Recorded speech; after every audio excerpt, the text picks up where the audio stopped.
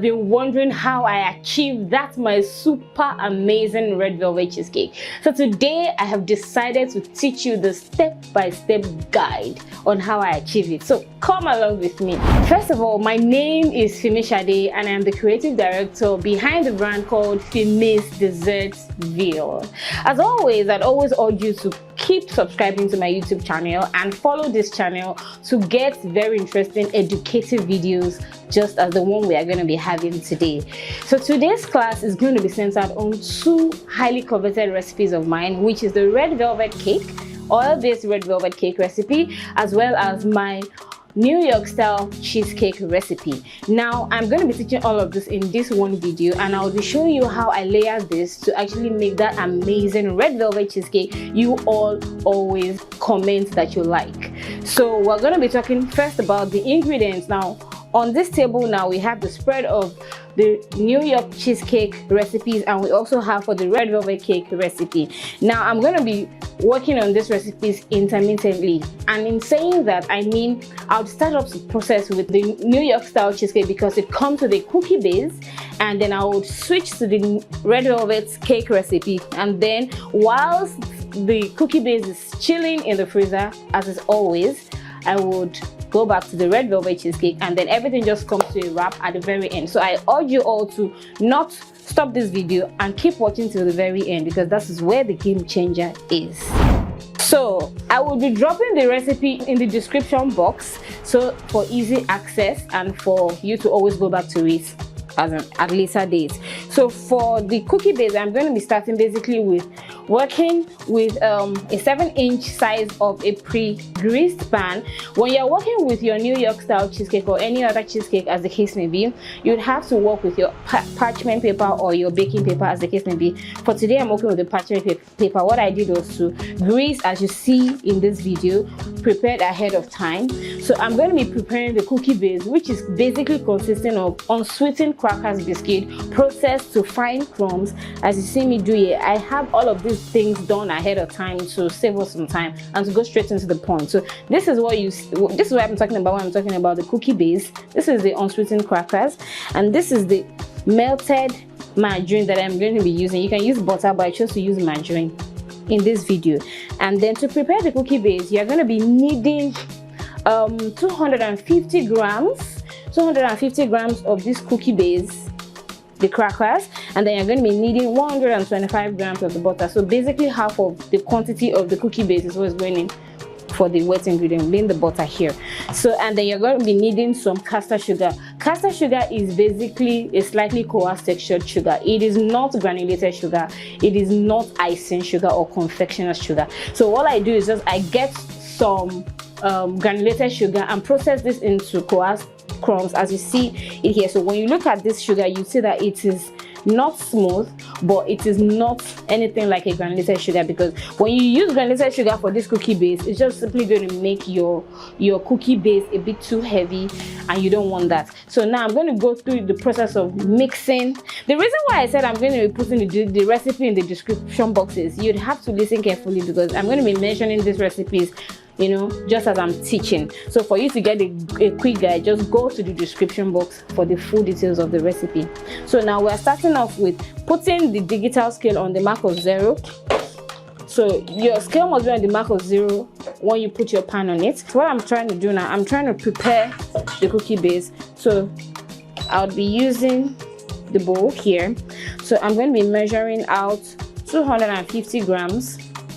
I'm sure you can see from there. For this 250. Okay, we have 252 here, so just basically take out some.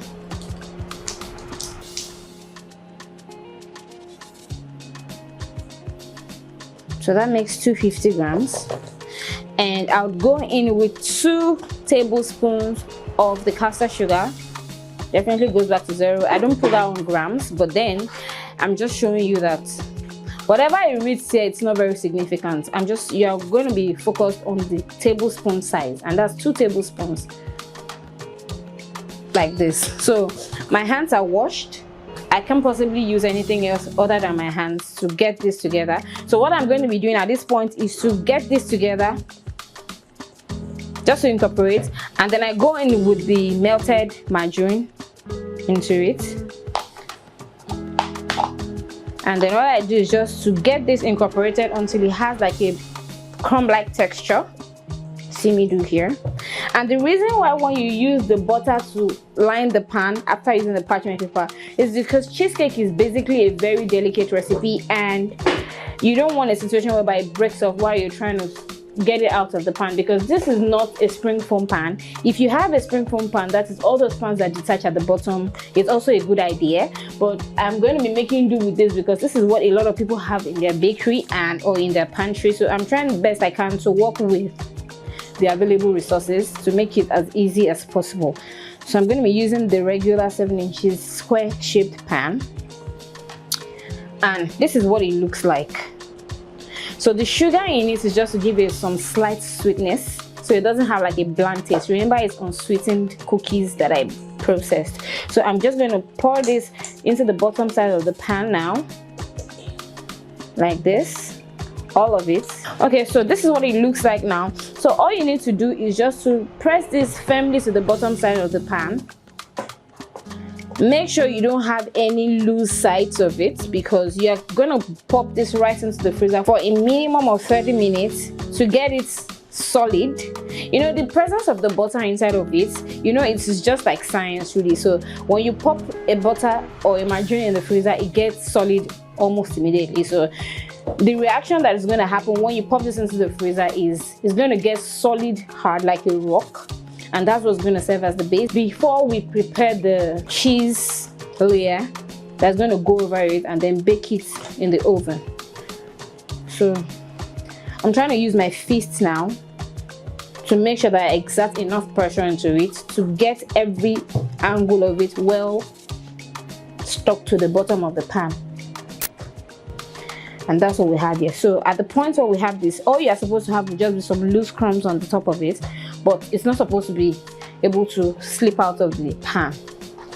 So I'll go ahead to pop this into the freezer now for the next 30 minutes. So whilst we are doing that, to save up some time, I will now go ahead to start up with the red velvet cake process. And by the time I pop the red velvet into the oven, I would come back to finish up the cheesecake layer and finish up before we now talk about how to make it into slices. So stay tuned. Okay, so we're about to working with the cheese layer now. Whilst the cookie base is still freezing away, I'll bring it out once I'm done mixing. So you can see that this one is weighing about 330 grams. That's not significant. So I'm going to be turning it back to the mark of 0 because I want it back on 0. I'll be mixing all the ingredients into it. It's basically like a throw it all in technique. The only thing that you're going to be adding at the very end is going to be the eggs, you know, whilst it is still rolling. So the first thing I'm going to be doing now is to be preparing the sour milk. Now there are two types of sour milk. I'm making the cold based sour milk today, and that's simply, and the substitute by the way, because I don't have that on hand. So I'm just going to be using a good heavy cream. I'm not really permitted to mention brands, but I always make sure that it's always written whipping cream on the pack, and you have to check out for the mark where it's right 35% and above for the fat content. So the higher your fat content, the more expensive these creams are, but the higher the fat content, the more effective they are. This is about 37% fat content. So the activating ingredient that's going to turn it into sour cream would now be freshly squeezed lemon juice from this lemon juice. All right, and that's to give it an extra tangy taste because it's cheesecake, so it's not all cheesy and stuff.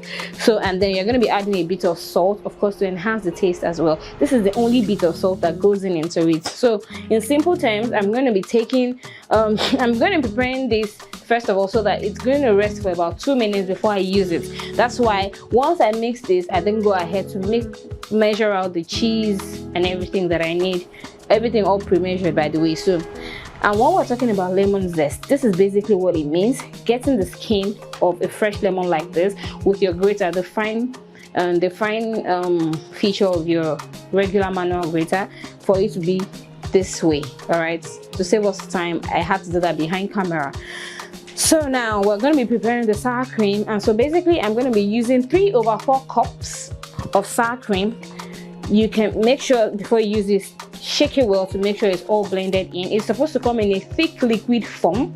All right, so the presence of the lemon juice is going to actually thicken it slightly. So that's the activation process. So this is the first cup. I'm going 3 times, 3/4. So this is the first one, this is the second one, and this right here is the third one. So I'm going to be doing that, and then the next thing is I'm just going to use my spatula to just clean it out to make sure that everything is all into the bowl. And then I just simply add up my freshly squeezed lemon juice into it in one single sweep, and I just use my manual spatula to just give it a quick whisk. So it gets slightly thickened, as you see. If you notice that it was a bit runny, but now it's slightly thickened. See, slightly thickened. And then after doing that, I then just go ahead to add up the salt into it and give that just a very simple, mix. And we have our cold based sour cream substitute ready. So at this point, I'm just going ahead to finish the remaining part of the video. So I set this aside for now. And I'm going to be teaching you something very valuable in this particular video. This is the caster sugar that is going in. The same one we used for the cookie base is going into the batter. So I'm going to be teaching you one very valuable lesson in this particular class. For the cheesecake, basically, when I'm working with my cake slices, like red velvet cake or like red velvet cheesecake recipes, as I'm showing you to the end of this video, I always work with only the cheese layer for the cake. This is for ease of cutting through, number one. So when you want to make sure that you have the crust, something to represent the crust in your cake slice, you just add up the crust or some cookies, like lotus cookies for instance, on the surface of the cheese layer when you are sandwiching it together. You would understand better when we get to that practical aspect, but I'm just telling you that for the purpose of this video, I'm going to be working with just the cheese layer. Okay, so for the cheese layer, we're going to be working with cream cheese. Okay, so all at room temperature. So I'm going to be going in with 460 grams of cream cheese. So I'm going to be pouring that in, so you can watch through the scale. Okay, so that's 500 and stuff already. So I would be extracting the excess. We're working with 460. All right, close. 460. Okay, almost there. Just take a little bit more out. Just a tiny bit more. Okay, good. So we have 460 grams of unflavored cream cheese. Set this aside for later use. And the next thing I'll be going in will be 3/4 cups of the caster sugar that I talked about the last time. Okay, so this is the first one, goes in, not necessarily for the grams, but then just to show you 2. And then this is the third one, it goes in. And then the next thing will be the prepared heavy sour cream, goes in as well. So like I said earlier, it's just basically a throw it all in technique. The only thing I will even be putting at the beginning part is going to be the eggs, 3 eggs. And you have to use either a food processor or something like this, like a blender with very high function, for you to get it to be smooth and just the way it's supposed to be. You can hand mix it, and you cannot use a mixer because a mixer contains a beater, and that's not going to be. So you're supposed to process it, like Paul says. So the pressure is going to come from underneath, not from the pressure you add using your hand mixer or your stand mixer. So the next thing I will be adding will be the vanilla flavor, and that's 1 teaspoon of vanilla flavor. I'll go ahead to add 1 teaspoon of freshly grated lemon skin, which is also known as lemon zest. I pour that in as well, and that's basically it. We're not adding any salt. So the next thing I'm going to be adding now is going to be 1/8 cup.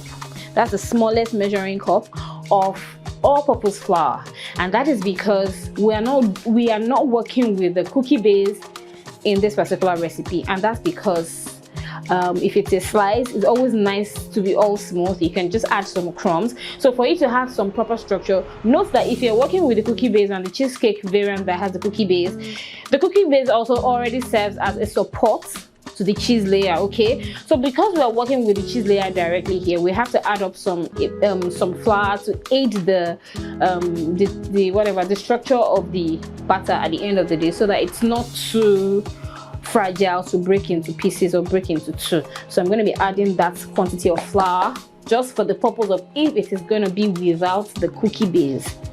So that's it. Now I just basically cover this up and put it in my processor, and then just pulse this till it's very smooth. So to hasten the process, I will just be using this to through it. Okay, all right. If you have watched me up until this point, let me know in the comment box by typing cheesecake. So we go on now.